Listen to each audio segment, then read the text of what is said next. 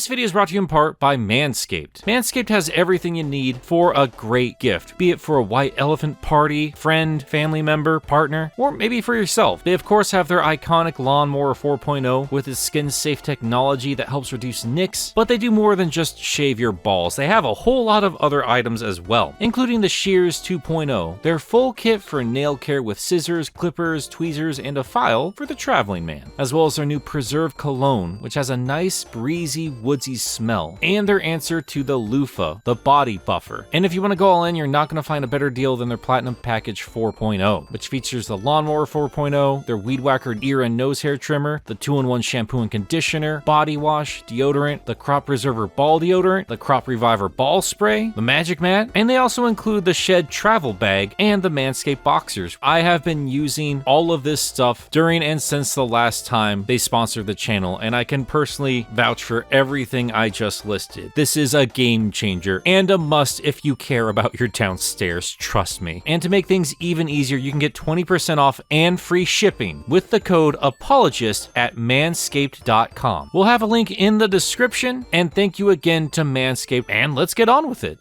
If you grew up with video games and you celebrate Christmas, it's likely you've gotten a few as presents, and as such, it's also likely there are certain systems or games you associate with the holiday. For me, I largely connect the season with Sega. Sure, I have other games on other systems I always think of, but I would always associate Sega with actually celebrating the holiday, and that's thanks to some of their games. I've tied some of my most cherished gaming memories with some of these titles, so I thought it might be fun to talk about them and maybe even explore some games I never properly played back in the day, or in years since, as Sega will still occasionally pop a Santa into a title. Did a lot of digging around and asked some friends for advice as well, so thank you to everyone who threw some examples my way. This was a lot of fun to research, and hopefully it produces a fun video to watch. And Sonic fans, don't you worry, I will get to the Blue Rat a couple of times, but give your boy a bit of a break and let him talk about some other games too. I promise it's going to be worth your time. And speaking of that, let's not waste any more time. This is how Sega celebrates Christmas.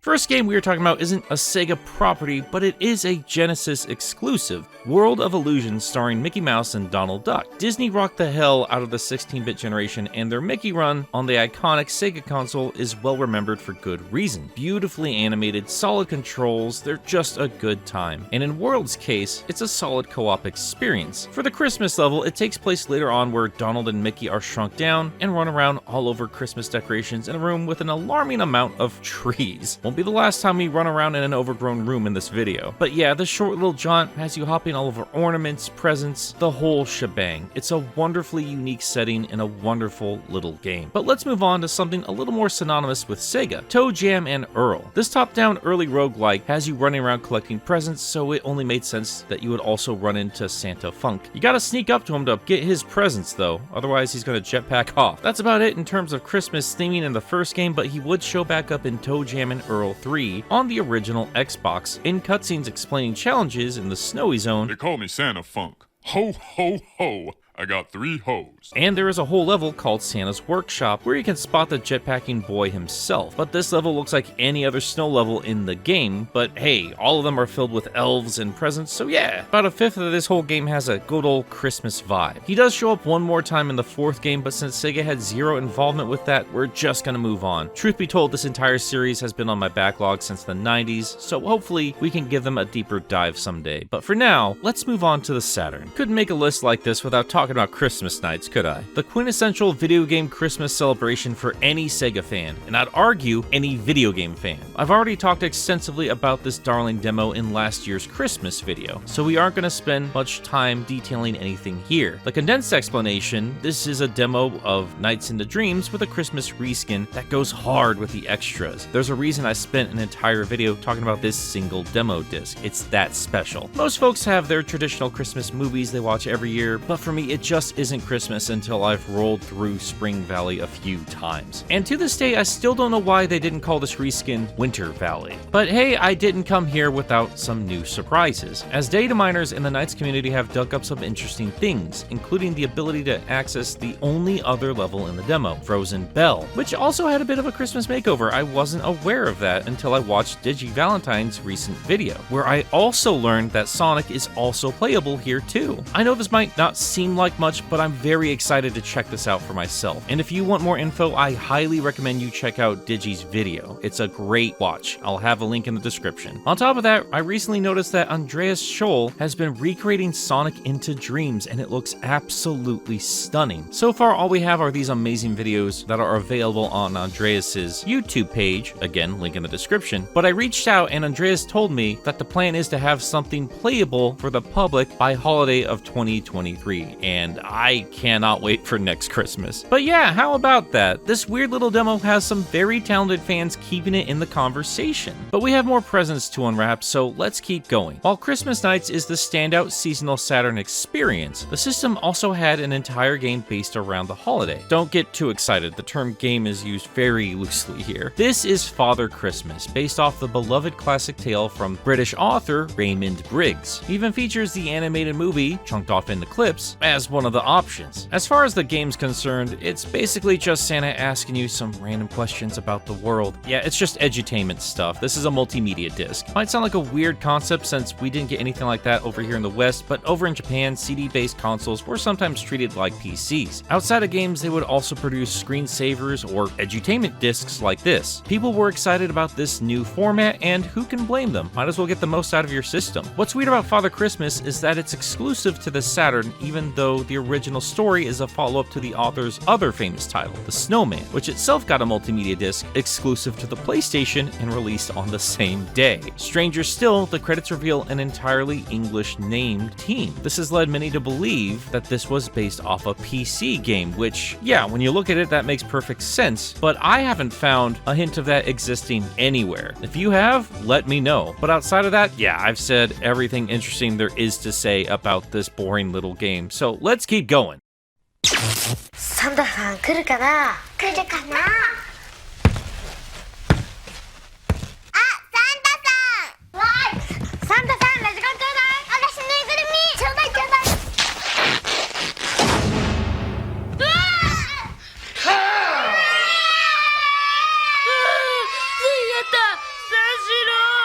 ！Segata Sanshiro! The man, the myth, the legend.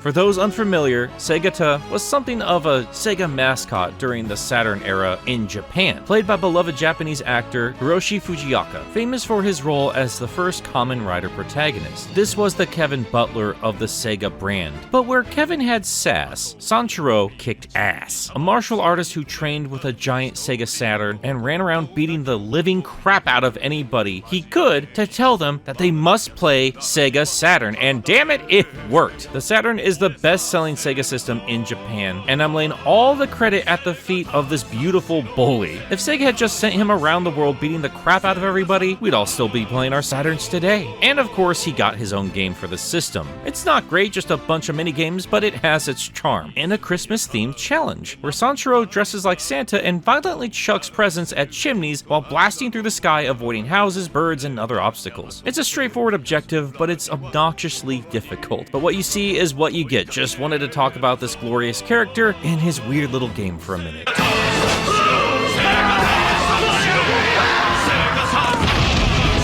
But let's carry on to the Dreamcast. This Dreamcast, actually, as it has a Christmas design for Seaman. I know Sonic is still technically considered the mascot of Sega, but I feel there's a strong case to be made for Seaman, especially when we're talking about the Dreamcast. Ahead of its time, experimental, always evolving, all with a bit of attitude, and also an abomination and a sin against the natural world. Couldn't think of a better spokesperson for the machine. I genuinely miss the Dreamcast. They went so hard promoting the strangest things. Sonic and sports titles were no-brainers. That was the bread and butter of the early Genesis days after all, so only made sense to show off they understood their roots and were ready to grow with their player base. But then you got Seaman, a virtual pet simulator that featured this wonderful monstrosity who probably instilled a shame fetish in a couple of unsuspecting kids. And that's probably the tamest kink formed from this game. As I already mentioned, they made a special Christmas Seaman Dreamcast, and it came packed with a Christmas Seaman game. Or at least I assumed this was a game when I bought it off eBay a few years ago. I thought this would be something along the lines of Christmas Nights. Maybe they gave you an aquarium with some unique decorations or some special Christmas Seaman sass. But I couldn't tell you because I didn't have a Japanese Dreamcast and I was too lazy to mod my machine. And from the little I saw online, whatever was in here didn't seem to be much of a game at all. Instead, this seemed to be a goofy experiment in sharing messages from one Dreamcast to another online, I think? This came packed with 2 discs, the message and present discs, one of which you gave to someone else, and using both would get a message from Seaman from one machine to the other. Maybe, I think. Look, Cybershell has already talked about it, and let's not pretend I was going to find more information than he was. Go check out his video, by the way. It's full of obscure Sega goodness, as you'd expect from the guy. It's a great watch. That too, of course, will have a link in the description. As for the disc itself, it's an interesting novelty, and I hope someday someone can crack into this thing and, I don't know, get something out of it. I'd love to see that little Christmas costume used somewhere else. But that's enough time talking about non-games. Let's move on to Toy Commander. This was a game for the Dreamcast developed by No Cliche, which saw you take command of a variety of toy vehicles used to complete a variety of missions. I felt like it dropped out of the conversation as soon as Toy Story 2 dropped onto the machine, but it's still a very charming little game. I love games that blow up ordinary houses into vast, explorable maps. It's my favorite gender. I saw Sonic Adventure as the answer to Mario 64, and I saw Toy Commander as the answer to Pilotwings 64. It's not exactly a fair comparison. All 4 of these games are wonderfully unique from each other, and I love them all. But that's just how I saw it as a kid. And what makes Toy Commander special for this video is the same reason Christmas Nights is special, because it too had a unique demo, and I came across it back in the day thanks to the official Dreamcast magazine. But I want to give a special shout out to the UK counterpart, Dream On, as this demo disc went so far as to deck out the start menu with a snow-covered house. Gotta give extra points for sticking to the theme. I wonder if this particular game did better over there because it would get a follow-up, Toy Racer, exclusive to the UK. But I've heard that's online only and not really much of a game anyway, so might not be missing much there. But they also got a second demo based around summer activities that I only was made aware of while doing research for this video, so I fully intend to go and check that out later on in my own time. But yeah, for the Christmas mission, it's pretty straightforward. You are tasked with tracking down missing presents and returning them to their rightful place under the Christmas tree. To accomplish this, you are given a little truck, a plane, and Santa himself. I was quite surprised to see a Santa toy as a playable option. As far as I can remember, the vanilla game only used vehicles, so it was cool to see Santa here utilized as a cargo drop. You use the other vehicles to clear out obstacles and hazards, then you bring in Santa to pick up a present and drop it off under the tree. The demo lets you explore a lot of the house, which is now decked out in decorations, and they even let you head down the toilet, which, as we all know, is the real way Santa gets into your house. I do love how thorough they were with this environment, but heading down the toilet does lead to a few questions. See, Toy Commander isn't following Toy Story rules. These aren't toys come to life. This is a kid playing with these toys and coming up with these scenarios in his own imagination. So if the kid is actually handling these machines, how is he getting his hand down those pipes? Maybe he's a Mario brother. My life stomping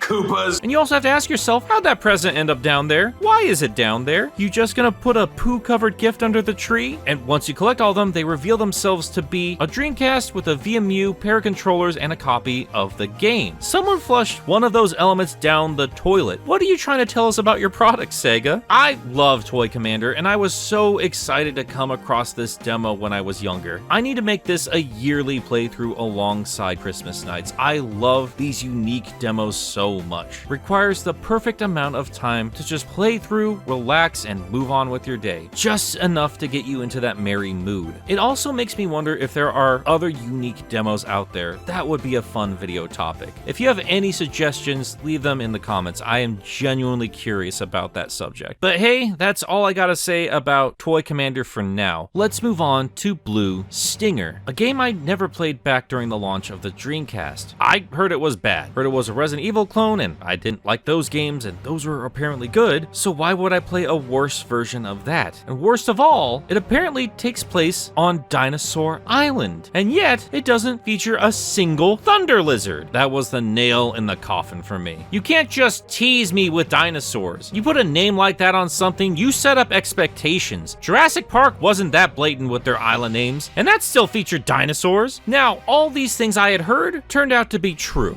Kind of. There's a dinosaur right there on that box. See? Also, I guess some of the bosses kind of sort of resemble dinosaurs. Well, dinosaurs if they were made out of a lot of fish. But outside of that, yes, this is a Resi clone and a very bad game. Controls are awkward, the camera is horrendous, level design is a labyrinthian terror. I still don't think I entirely understand how swimming works, and the main character, Elliot, is just the creepiest dude I have ever played, hungering after this lady the instant he sets eyes on her, then lays claims to her on a dude he doesn't know before ever meeting her, and when they do finally meet,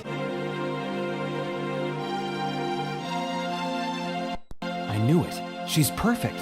She's my kind of girl. I mean, that's the first thing he says to her. I'm amazed he can keep it in his pants while Princess Ruto here goes zooming across the room and constantly get in the way of your camera, which is already useless. This game is a disaster, and I regret not playing it until now because I adore it. These guys clearly knew they were making a cheesy, weird game. I mean, the only other title they worked on was Illbleed. They had to know. Look, if you love Deadly Premonition and you haven't played this game, you are going to love it. I promise you. When I put this game in, I expected a corny, generic survival horror running down generic hallways, shooting generic enemies, and for a little while that's exactly what I got. But I kept going until I met this monument of a man. Dogs Bauer. Yes, dogs, plural. You gonna question a man confident enough to wear those jorts? I didn't think so. This is the best character in the game. What's the code? My sweetheart. And if you recognize that growl, that's Dean Bristow, and Elliot is voiced by none other than Ryan Drummond, Sonic and Dr. Eggman themselves. But that's not why we're here. See, just a little ways into the game, you get access through the lab town doors, and where there was once overwhelming intense music, you now have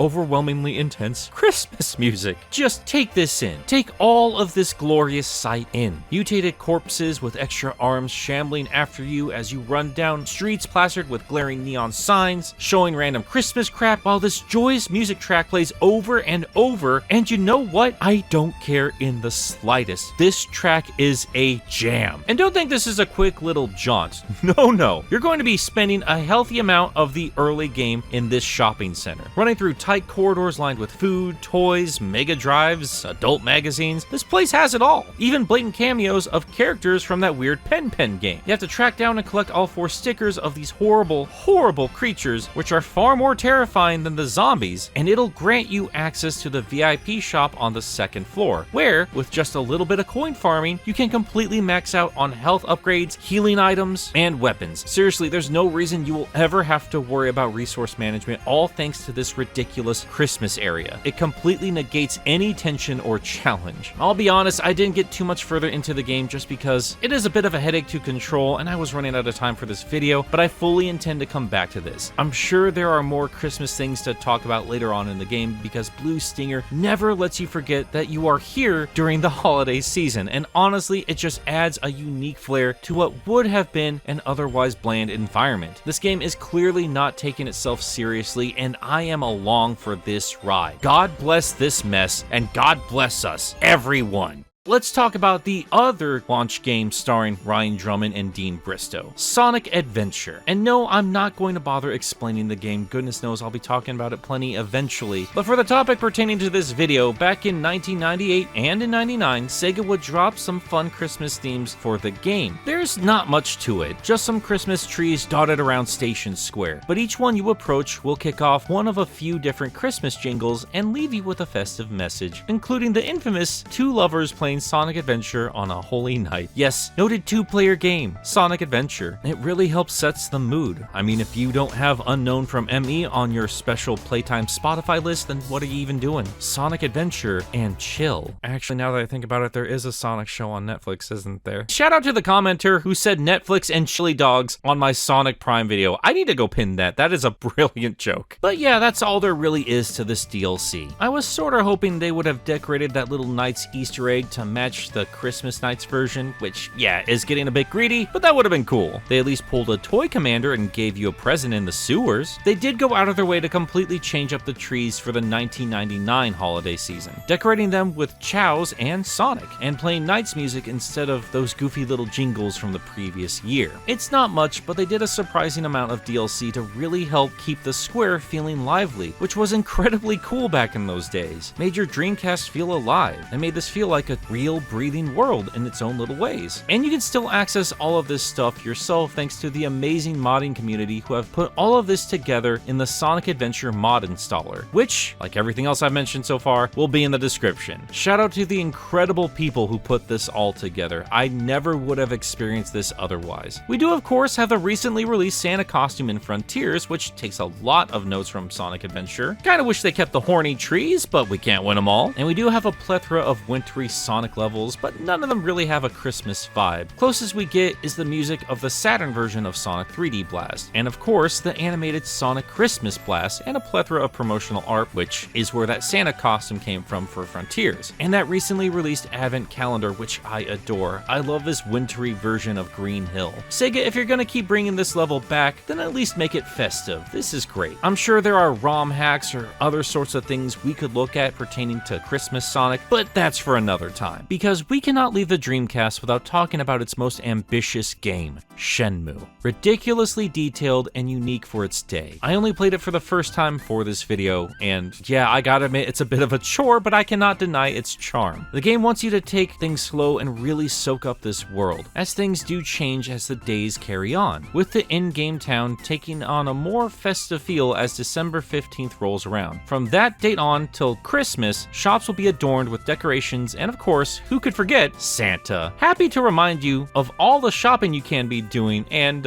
yeah, a little bit of a booze hound too. PhantomRiverStone.com did a great article last year, detailing all the little Christmas differences, and went on to explain some of the changes for New Year's as well. Again, we'll have a link in the description, but it's definitely worth a read. It's thanks to this article I was reminded that Dobuta is indeed a real-world location, and Shenmue did a great job trying to emulate it. As the article notes, the game treats music as a part of the sound effects, so it plays parallel to the exploration music. And that's because real-life Dobuta has Christmas music piped through speakers during the holiday season. The game is just full of lovely little details like this. On its surface, these Christmas accoutrements could be comparable to Sonic Adventure's Christmas trimmings, but I'd say this is still a step up from that. Shenmue takes place in a very specific time and place, and it is all about soaking up the environment. By this point in the game, you're very familiar with Dobuta Street. Watching its inhabitants change with the season is all a part of the experience. It's all about the details, which is probably why this game costs so much to make. Sega risked everything to create this game to save the company, and obviously, that's exactly what happened. That's why we're all playing our current games on their latest system, the Sega Delusion, which is where you can play Yakuza 5. Yeah, we're moving on to the third-party era of Sega, and I gotta be honest, Yakuza was a series I have always been meaning to play, but never committed the time. Up until this video had to be made, and I learned of an insane mission I just had to talk about here. We need to talk about the Santa Hunters, a group of delinquents who roam around beating the crap out of anybody in a Santa costume, leaving it up to you to dress as Santa to be bait, leading to one of the greatest Christmas-themed missions in any video game ever. As soon as you don the red suit, you are swarmed by greedy children demanding presents, sending your hardened grown-ass man running down the streets while Jingle Bells plays. You run yourself into an alley and right into the Santa Hunters. Seems the only reason they assault Santas is to blow off steam, and when you ask them, well, if they have any girlfriends, they lose their temper at the mention of the G word, leaving you to sweep the chimneys of these holiday-hating incels. Once you beat them into oblivion, the children return, still demanding gifts. But now Santa does have something to give, as he hands over the baseball bats and nunchucks of the Santa Hunters. Enjoy those weapons, children. Merry Christmas. Yeah, like most everything else we have covered, this is a short little mission. soon. I'm sure there is more we could talk about. As it is, I've had a Christmas blast, finally checking out some of these games and discovering some Christmas themes in places I never expected. And I hope you had fun too. Unless you're a diehard Sega fan, you probably missed out on some of these titles. And like I said, there are probably other games I could have gotten away with putting on this list, but hey, got things to do, had to end this video sometime. Let me know if you'd like to see something like this again in the future. Maybe we could look at other video game publishers and how they celebrate the holidays. Maybe we could look at Halloween games. Who knows? I had a lot of fun making this video, and I would love to do more unique topics like this one. If you also found this to be a breath of fresh air, spread the love, share it around, subscribe, maybe even check out some of my other weird game videos, as a lot of them have gotten buried under my Sonic content. I do love doing that, but hey, doesn't hurt to shake things up on occasion. And I couldn't source all of the gameplay footage myself for every entry, so shout out to those rock stars who are still talking about these more obscure games. Links to the sources are in the description along with everything else I've mentioned today. Go show those folks some love and tell them old Saint Nick sent you. That's gonna do it for today, guys. Thank you so much for watching. Extra special shout out to the patrons who keep me supported and alive, and an extra special thank you to these folks right here: Kyle Winter, Zurus the Skeptic, Joseph Duncan Sonic 2 Blue, John, Josh Strider, Krampus Monroe, Faizan Razul, Zanaroni the Painter, Hatsworth, Tiny Jericho, Ginger Bob, Jack of All Spades, Tristan Trapp, Meekers, Dun Dun, Quote, Resident Fanboy, Miles the Prower, Jeremy Singer, Mr. Boojay, World's Greatest Bard, Sam Webster, Dwight Graham, Fishflop, Lucas Lipker, The Bad Pal, Jonathan Dobbs, Mr. SP, Cecil the Gallade, The Dark Neon, Stefan Platonica, 3 Monic, Graham J. Hall, Lenny X, Wayne is Boss, Jamie Chevalier, Ledric. On the first day of Christmas, Game Apologist gave to me 20 window covers, so I am now David 20 covers Toot Toot Korite. Oh dear God. Jimmy Duke STR, The Lumberjack. Today's video isn't sponsored by Raycon brand wireless earbuds featuring 10 hours of battery life and a 30-foot Bluetooth range. Otis, I am so very lucky this wasn't a Raycon video. NBTV, Mute, Trash Baphomet, Autumn from Twitter.com, Festive Pyra Main, here to provide copies of Xenoblade Chronicles 3 for all the good boys and girls. Well, that's good to know, Pyra, because I don't own that game yet. Jin Seotame, Nezend, Enerjack 5, Grayson Conager, Spades the Nocturne, Ken K, Ven 101, Paxton Bisbee, Sindarin 7, Stevie Cole, who, once again, put out a brilliant thumbnail. Even matched the art style of that ridiculous original piece of art. It's just beautiful. Yet again, another link in the description. Go check out our work. Where's Arnold? 3 Rule 4, Twilord, A Seer Warns of a Deadly Fate, Paisley, Eric Delgado, Cody Gracius, Kodinsky, Jamo Art, PK Durbar, Crimson Rose, Give Up Your Children, Separate, Sonic PAJ, Muniscent, I still don't know. Zagard Lagan. Just reiterating, this video isn't sponsored by Raycon brand earbuds, and you shouldn't visit raycon.com and enter code POOCH. Oh my god. Roxas the Cat, Godzilla, Makuta of Salt, Gleam the Anomaly, Jonathan, Alexander Watson, Calais Presley, Native Nerd 27, Neil Gampa, Conan Kudo, Sharif Pi, Aeon 3 Valafor, and Infamous.jpg. Good lord, I swear to god, a fifth of the video is taken up by the Patreon list, and I am so unbelievably grateful to you guys. Thank you so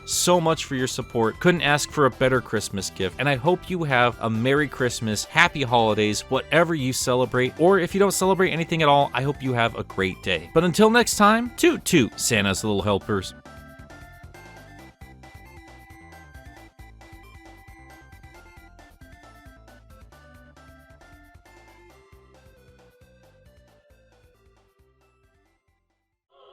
Sega Saturn